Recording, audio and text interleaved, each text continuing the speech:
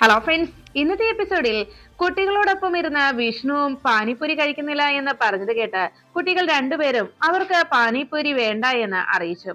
അത് കേട്ട ഉടനെ വിഷ്ണു ചോദിച്ചു, അതെന്താ നിങ്ങൾ കഴിക്കാത്തത് എന്ന് ചോദിക്കുമ്പോ ഒന്നും മിണ്ടാതെ അവർ അങ്ങനെ മുഖം വീർപ്പിച്ച് ഇരിക്കുന്നത് കണ്ടതോടെ വിഷ്ണു ആ കടക്കാരനോട് പറഞ്ഞു, എടാ കൊച്ചേ, എന്നാ 3 എണ്ണം എടുത്തു. അത് കേട്ടപ്പോ പപ്പിമോള് വലിയ സന്തോഷത്തോടെ ചോദിച്ചു, അപ്പൊ വിഷ്ണുവച്ചൻ കഴിക്കുവോ? ആ, കഴിക്കാടാ എന്ന വിഷ്ണുവിന്റെ മറുപടി കേട്ടതോടെ വലിയ സന്തോഷത്തിൽ അവർ 3 പേരും പാനിപ്പൂരി കഴിക്കാൻ തയ്യാറായി.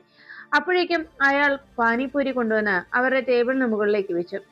ഈ സമയത്ത് സ്വരാജ് ജംഗ്ഷൻ വഴി ശാലിനി തന്റെ കാറിൽ വന്നുകൊണ്ടിരിക്കുകയായിരുന്നു.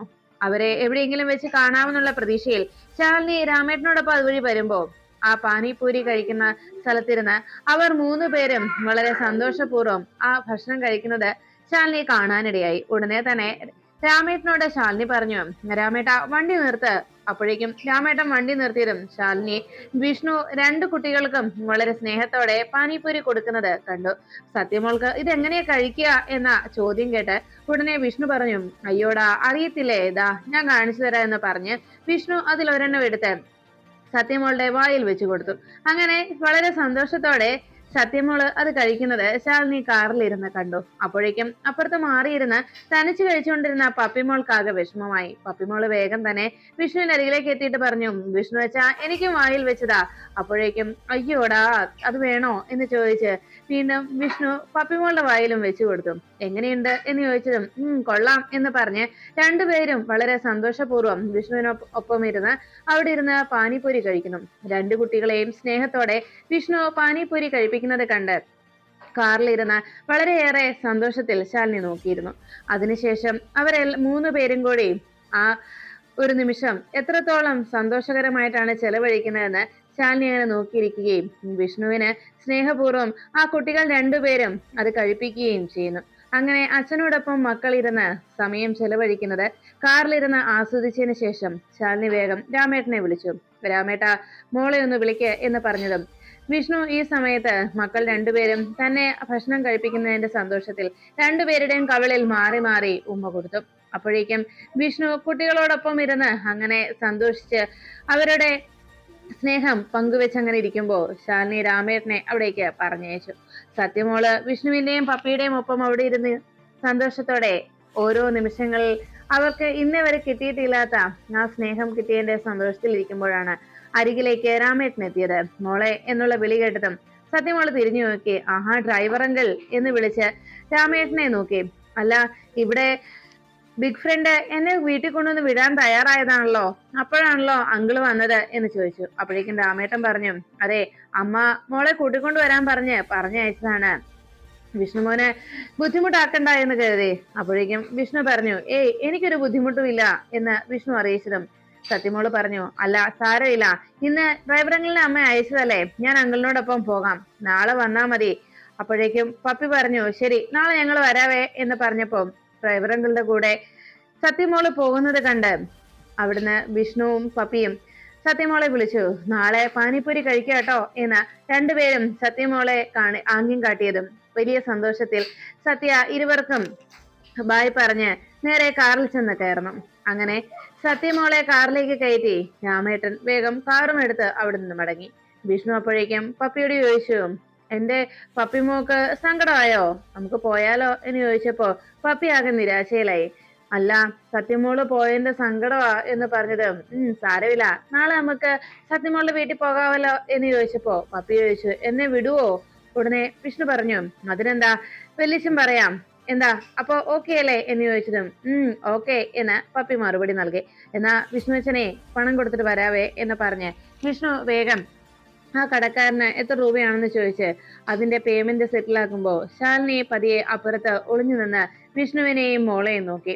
വിഷ്ണു പപ്പിമോളെയും വിളിച്ചുകൊണ്ട് വണ്ടിയും എടുത്ത് അവിടെ നിന്ന് പോകുന്നത് അപ്പുറത്ത് നിന്ന് ശാലിനി കൃത്യമായി കാണുന്നു.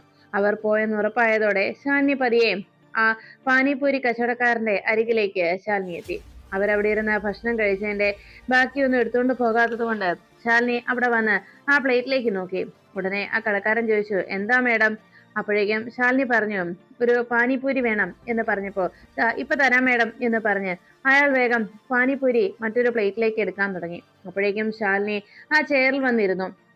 വിഷ്ണുവും കുട്ടികളും കഴിച്ച ആ പാനിപ്പൂരിയുടെ പ്ലേറ്റുകൾ അവിടെ ഇരിക്കുന്നത് കണ്ടതോടെ അയാൾ മറ്റൊരു പുതിയ പ്ലേറ്റ് എടുക്കാൻ തുടങ്ങുമ്പോൾ വേഗം ശാലിനി വിഷ്ണുവിന്റെ ആ പ്ലേറ്റ് എടുത്തിട്ട് പറഞ്ഞു, അതെ പുതിയ പ്ലേറ്റ് എടുക്കണ്ട, ദാ ഇതിലെടുത്താ മതി. അങ്ങനെ അതിലേക്ക് ആ പ്ലേറ്റിലേക്ക് തനിക്ക് പാനിപ്പൂരി തന്നാ മതിയെന്ന ശാലിനിയുടെ മറുപടി കേട്ട് ആ കടക്കാരൻ അരികിലേക്ക് എത്തിയിട്ട് ചോദിച്ചു, അല്ല മേഡം ഇതില് എന്ന് ചോദിച്ചത് ശാലിനി പറഞ്ഞു, ഇതിൽ മതി. ശരി മേഡം എന്ന് പറഞ്ഞ് അയാൾ വേഗം അതിൽ പാനിപ്പൂരി എടുത്തു വെച്ച് ശാലിനിക്ക് കൊണ്ടുവന്ന് കൊടുത്തു. ഇതെല്ലാം കണ്ടുകൊണ്ട് അപ്പുറത്ത് അനുപല്ലവി മാറി നോക്കിക്കൊണ്ടു നിന്നു. ഉടനെ ശാലിനിയുടെ അരികിലേക്ക് പാനിപ്പൂരി കൊണ്ടുവന്ന് കൊടുത്തതും ശാലിനി അത് വാങ്ങിച്ച് ആ ടേബിളിലേക്ക് വെച്ച് കുറച്ചു നേരത്തേക്ക് ശാലിനി ആലോചിച്ചു. അപ്പോഴാണ് വിഷ്ണു അരികിൽ വന്ന് വളരെ സ്നേഹത്തോടെ ശാലിനിയുടെ വായിലേക്ക് ഒരു പാനിപ്പൂരി എടുത്ത് വെച്ച് കൊടുക്കാൻ തുടങ്ങിയതും അത് പറ്റില്ല എന്ന് കുട്ടികൾ രണ്ടുപേരും വിഷ്ണുവിനെ വിലക്കുന്നത്. വിഷ്ണു ഞെട്ടലോട് നോക്കി അതെന്താ എന്ന് ചോദിച്ചതും അച്ഛൻ ഈ ചെയ്യുന്നത് ശരിയല്ല എന്നായി അവരുടെ മറുപടി. അതിന് ഞാനെന്താ കാണിച്ചത് എന്ന് ചോദിച്ചപ്പോ പപ്പിമോളും സത്യം പറഞ്ഞു, ഹൈജീനിക് അല്ലാത്തവരുടെ അടുത്തുനിന്ന് ഒന്നും വാങ്ങിച്ച് കഴിക്കരുതെന്നാ അമ്മ പറഞ്ഞിരിക്കുന്നത് എന്ന് ചോദിച്ചപ്പം വിഷ്ണു ശാലിനിയെ നോക്കി. ശരിയാണോ എന്ന രീതിയിൽ നോക്കുമ്പോ ശാലിനി അതെ എന്ന് തലയാട്ടി. അപ്പോഴേക്കും വിഷ്ണു പറഞ്ഞു, അയ്യേ അത് സാരമില്ല, ഇടയ്ക്കൊക്കെ ഇതുപോലെയൊക്കെയുള്ള കാര്യങ്ങൾ ചെയ്യാം, അതൊന്നും കുഴപ്പമല്ല എന്ന് പറഞ്ഞപ്പോ പപ്പിമോള് പറഞ്ഞു, അതെങ്ങനെ ശരിയാകും അച്ഛാ? അപ്പോഴേക്കും പപ്പിയോടൊപ്പം ചേർന്ന് സത്യമോളും പറഞ്ഞു, റൂൾ എപ്പോഴും റൂളായിരിക്കണം.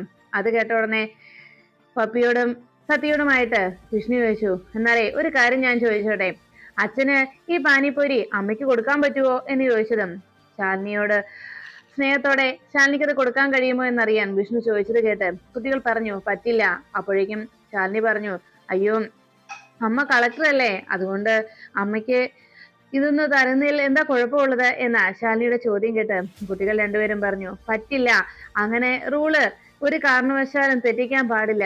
അങ്ങനെ റൂള് തെറ്റിച്ചാലേ അതിനുള്ള പണിഷ്മെന്റ് ഉണ്ട്, ഏത്തം ഇടണം. ആ പപ്പിയുടെ മറുപടി കേട്ട് ശാലിനി ചോദിച്ചു, ഏത്തം ഇടാനോ? അമ്മ ഒരു കളക്ടറല്ലേ എന്ന് ചോദിച്ചപ്പം പപ്പി ചോദിച്ചു, കളക്ടർക്ക് എന്താ ഏത്തം ഇട്ടാല്? അപ്പോഴേക്കും ശാലിനി ആകെ പെട്ടുവെന്ന് മനസ്സിലായതോടെ വിഷ്ണു ചിരിച്ചുകൊണ്ട് പറഞ്ഞു, അപ്പൊ എനിക്ക് ഹൈജീനിക് അല്ലാത്ത ഈ പാനിപ്പൂരി എനിക്ക് കഴിക്കാം, കാരണം എന്താ, ഞാൻ കളക്ടറല്ല എന്ന് പറഞ്ഞ് വിഷ്ണു വളരെ ആസ്വദിച്ച് ആ പാനിപ്പൂരി കഴിച്ചു തുടങ്ങി. എന്തൊരു ടേസ്റ്റ് ആണെന്നറിയോ, അല്പം കൂടി എരിവുണ്ടായിരുന്നെങ്കിലും നല്ല ടേസ്റ്റ് ആയിരുന്നേനെ.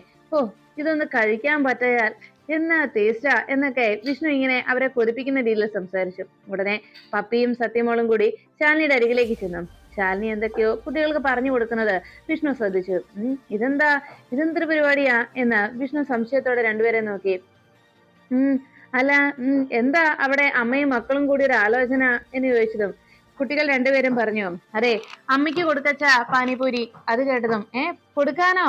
അതെ ഇത് ഹൈജീനിക് ഒന്നുമല്ല, അതുകൊണ്ട് കഴിക്കണ്ട എന്ന് പറഞ്ഞതും പപ്പി പറഞ്ഞു, അത് സാരയില്ല, അച്ഛൻ അമ്മയ്ക്ക് കൊടുക്ക് എന്ന് പറഞ്ഞപ്പോ വിഷ്ണു പറഞ്ഞു, ഇല്ല കൊടുക്കുന്നില്ല എന്ന് പറഞ്ഞ് വിഷ്ണു വീണ്ടും അത് തിന്നാൻ തുടങ്ങിയപ്പോ കുട്ടികൾ രണ്ടുപേരും ദേഷ്യത്തോടെ വിഷ്ണുവിനെ നോക്കി. രണ്ടുപേരും ഉറക്കെ പറഞ്ഞു, അറ്റാക്ക്. അങ്ങനെ പറഞ്ഞുകൊണ്ട് ഉടനെ ഓടി വന്ന് വിഷ്ണു വായിലേക്ക് വെക്കാൻ തുടങ്ങിയ ആ പാനിപ്പൂരി പിടിച്ചെടുത്ത് ആ പ്ലേറ്റിലേക്ക് വെക്കുകയും അതുമായി ശാലിനിന്റെ അരികിലേക്ക് വന്നു. കുട്ടികൾ രണ്ടുപേരും കൂടി ശാലിനിയെ സ്നേഹപൂർവ്വം ആ പാനിപ്പൂരി കഴിപ്പിച്ചു. ശാലിനി അത് കഴിക്കുന്നത് കണ്ട് അത് കൊള്ളാം എന്ന് ദേഷ്യത്തിൽ പരിഭവിച്ചുകൊണ്ട് വിഷ്ണു മുഖം കറപ്പിച്ചിരിക്കുന്നത് കണ്ട് കുട്ടികൾ രണ്ടുപേരും വിഷ്ണുവിനെ നോക്കി. അപ്പോഴേക്കും ഇരുവരും കൂടി അരികിലേക്ക് എത്തി വിഷ്ണുവിന് നേരെ ഒരു പാനിപ്പൂരി നീട്ടി. ഇത് അച്ഛന് എന്ന് പറഞ്ഞ് രണ്ടുപേരും അച്ഛനെയും അമ്മയെയും ആ പാനിപ്പൂരി കഴിപ്പിക്കുന്നു. അങ്ങനെ സ്നേഹപൂർവ്വം അവർ രണ്ടുപേരും കഴിക്കുകയും ബാക്കി കുട്ടികൾക്കും അവർ കൊടുക്കുകയും ചെയ്യുന്നു. അങ്ങനെ അവർ 4 പേരും കൂടി സന്തോഷത്തോടെ അവിടെ ഇരുന്ന് കുടുംബസമേതം ആ പാനിപ്പൂരി കഴിച്ചു.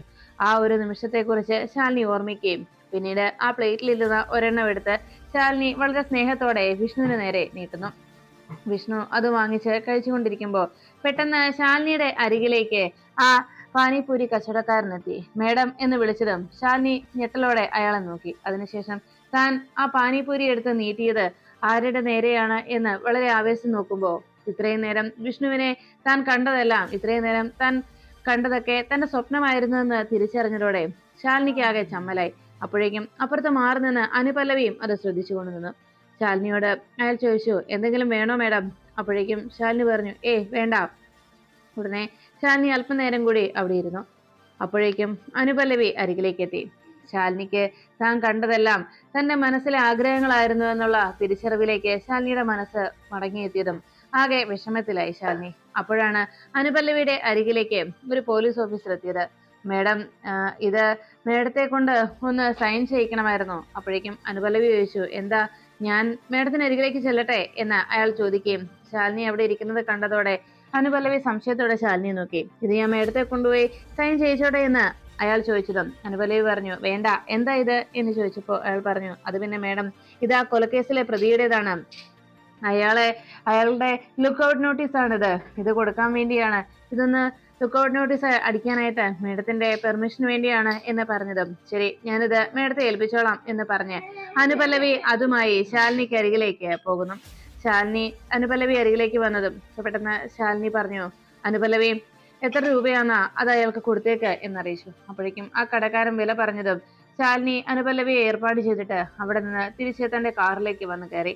ശാലിനിയുടെ മനസ്സിൽ ഇത്രയും നേരം താൻ കണ്ട സ്വപ്നങ്ങൾ അത് എന്തായിരുന്നു എന്നുള്ളതിന്റെ തിരിച്ചറിവിൽ ശാലിനി നേരെ കാറിലേക്ക് ചെന്ന് തിരിച്ചു കയറുന്നു. അതിനുശേഷം നേരം വളരെ സന്ധ്യയായി കഴിയുന്ന സമയത്ത് സുസ്മിതയെ കാണുവാനായി വിജയകുമാർ എത്തുന്നു. വിജയകുമാറിനോട് സുസ്മിത ചോദിച്ചു, എന്താ കാത്തിരുന്ന് മുഷിഞ്ഞോ? അപ്പോഴേക്കും വിജയകുമാർ പറഞ്ഞു, ഏയ് എന്ത് മുഷിച്ചിലാണ് മേഡം, ഇവിടെ ഒരു വിവാഹം എങ്ങനെയെങ്കിലും ഒന്ന് റെഡിയാക്കി എടുക്കുവാനായിട്ട് ബ്രോക്കർമാർ എവിടെയെല്ലാം എത്ര നേരം കാത്തു നിൽക്കണം. ചെറുക്കനെ പെണ്ണ് കാണിക്കാനായി കൊണ്ടുപോകാൻ ചെറുക്കൻ റെഡിയാവുന്നവരെ കാക്കണം, പിന്നെ പെണ്ണ് റെഡിയാവുന്നത് വരെ കാത്തു നിൽക്കണം. അങ്ങനെ ഓരോ സ്ഥലത്തും ബ്രോക്കർമാർക്ക് കാത്തുനിൽപ്പ് തന്നെയല്ലേ ഉള്ളൂ. അങ്ങനെ നോക്കുമ്പോ മേഡത്തെ കാത്തു നിന്നതിന് സമയം ഒരു 5 മിനിറ്റ് പോയെങ്കിൽ അത് അത്ര വലിയ കാര്യമൊന്നും അല്ല മേഡം എന്ന് വിജയകുമാർ അറിയിച്ചു. ഉടനെ സുസ്മിത പറഞ്ഞു, എന്നാലേ നിങ്ങൾക്ക് പണം കിട്ടുന്നതിന് വേണ്ടിയുള്ള വഴിയാ ഞാൻ ഇപ്പോൾ ഒരുക്കിയിരിക്കുന്നത്. ഇപ്പോ എനിക്ക് കാത്തു നിന്നാൽ ചെറുക്കന്റെ കയ്യിൽ നിന്നും പിന്നെ വിവാഹം നടന്നു കഴിയുമ്പോ പെൺകുട്ടികളുടെ കയ്യിൽ നിന്നും ധാരാളം പണം കിട്ടും. അതിനുള്ള വഴിയാണിത് എന്ന് പറഞ്ഞപ്പോ ഉടനെ വിജയകുമാർ ചോദിച്ചു, അതേത് വിവാഹമാണ് മേഡം? ഉടനെ തന്നെ സുസ്മിത തന്റെ മൊബൈൽ ഫോണിലെ ആ ഫോട്ടോ എടുത്തിട്ട് അത് വിജയകുമാറിന്റെ നേരെ കാട്ടി. ഇതാണ് പെൺകുട്ടി, പേര് മധുശ്രീ. ആ ഫോട്ടോ കണ്ടതും വിജയകുമാർ പെട്ടെന്ന് ആലോചിച്ചു, അല്ല ഇത് ഈ പെൺകുട്ടി എന്ന് പറഞ്ഞ് വിജയകുമാർ അങ്ങനെ ആലോചിച്ചു നിൽക്കുമ്പോ സുസ്മിത പറഞ്ഞു, അതെ, ഈ പെൺകുട്ടിയെ വിഷ്ണുവിന് വേണ്ടി, സത്യഭാമയുടെ മകൻ വിഷ്ണുവിന് വേണ്ടിയാണ് ഞാൻ പറഞ്ഞത്. അവരുടെ വിവാഹം എത്രയും വേഗം നടക്കുകയും ചെയ്യും. ഇരു കൂട്ടർക്കും വളരെയേറെ ഇഷ്ടമാവുകയും ചെയ്യും. എന്താ, പെൺകുട്ടി സുന്ദരിയല്ലേ, മിടുക്കിയല്ലേ എന്ന് ചോദിച്ചപ്പോ വിജയകുമാർ ആ ഫോട്ടോ ഒന്നുകൂടി നോക്കി. മേഡം, ഞാൻ ഈ പെൺകുട്ടിയെ എവിടെയോ എന്ന് പറഞ്ഞതും ഏയ് എവിടെയും കാണാൻ വഴിയൊന്നുമില്ല എന്ന് സുസ്മിത അറിയിച്ചതും വിജയകുമാർ പറഞ്ഞു, അല്ല മേഡം, എനിക്ക് നന്നായിട്ട് കണ്ടു പരിചയമുണ്ട്. അങ്ങനെ പറഞ്ഞുകൊണ്ട് വിജയകുമാർ ആലോചിച്ചു. കുറച്ചു ദിവസങ്ങൾക്ക് മുൻപ് താൻ മദ്യപിച്ച് സ്കൂട്ടി ഓടിച്ചതിന്റെ പേരിൽ പോലീസുകാർ അന്ന് വൈകിട്ട് തന്നെ തടഞ്ഞു നിർത്തുകയും അവര് ഫൈൻ അടയ്ക്കാനും പിന്നെ അതിനോടൊപ്പം തന്നെ തന്റെ ലൈസൻസ് കട്ട് ചെയ്യുമെന്നും ഒക്കെ അന്ന് തന്നെ വിരട്ടിക്കൊണ്ട് അങ്ങനെ നിൽക്കുന്ന നേരത്താണ് അതുവഴി ഒരു കാറിൽ ഒരു പെൺകുട്ടിയും മദ്യപിച്ച് ലക്ക് കെട്ട് കാറ് ഓടിച്ചുകൊണ്ട് വരുന്ന കാഴ്ച കണ്ടത്. ഉടനെ പോലീസുകാർ ആ കാറുകാരന് നേരെ കൈ നീട്ടിയിട്ടും വണ്ടി നിർത്താതെ അല്പം മുന്നോട്ട് പോകുമ്പോൾ അയാളെ ചേസ് ചെയ്ത് പോകാനായി സിഐ പറഞ്ഞതും പെട്ടെന്ന് വണ്ടി നിർത്തിയതിനു ശേഷം റിവേഴ്സ് എടുത്ത് ആ വണ്ടിക്കാരി പിന്നിലേക്ക് വന്നതുമൊക്കെ അയാൾ ഓർത്തു. ഉടനെ തന്നെ പോലീസുകാർ ഓടിയെത്തി, നീ ഗ്ലാസ് താക്കടാ എന്ന് പറഞ്ഞ് ബഹളം വെച്ചതും ഗ്ലാസ് താത്ത സമയത്ത് അതൊരു പെൺകുട്ടിയാണെന്ന് കണ്ടതോടെ ഉടനെ ഏതോ സ്ത്രീയാണെന്ന് മനസ്സിലാക്കിയ ഉടനെ സിഐ സാർ ആകെ അന്തിച്ചിരുന്നു. എന്താ സാർ എന്ന് ആ സ്ത്രീ ചോദിച്ചതും ആകെ ലക്കിട്ട ഒരവസ്ഥയിൽ അവര് പുറത്തിറങ്ങി കാല് പോലും നേരെ കുത്താനാകാതെ ആകെ ആടുവിലഞ്ഞു നിൽക്കുന്ന ആ മുഖം കണ്ട് എന്തോ സാറ് പറഞ്ഞായിരുന്നല്ലോ എന്ന് ചോദിച്ചതും ഉടനെ അയാൾ പറഞ്ഞു, ഏയ് ഒന്നും പറഞ്ഞില്ല മേഡം പൊയ്ക്കോളൂ എന്ന് പറഞ്ഞ് ആകെ ഭയന്നു വിറച്ച് സി എ സാറ് പറയുകയും ഉടനെ തന്നെ സി എ സാറിനെ മുന്നിൽ വെച്ച് തന്റെ പോക്കറ്റിൽ കിടന്ന ആ സിഗരറ്റ് വേഗം കയ്യിലേക്ക് എടുത്ത് അങ്ങനെ പറഞ്ഞാൽ പറ്റില്ലല്ലോ എന്ന് പറഞ്ഞ് സിയുടെ മുന്നിൽ നിന്നുകൊണ്ട് പുക വലിക്കാനുള്ള ധൈര്യം കാട്ടിയ പെൺകുട്ടിയുടെ മുഖം ഇപ്പോഴും വിജയകുമാറിന്റെ ഓർമ്മയിലേക്ക് ഓടിയെത്തുന്നു.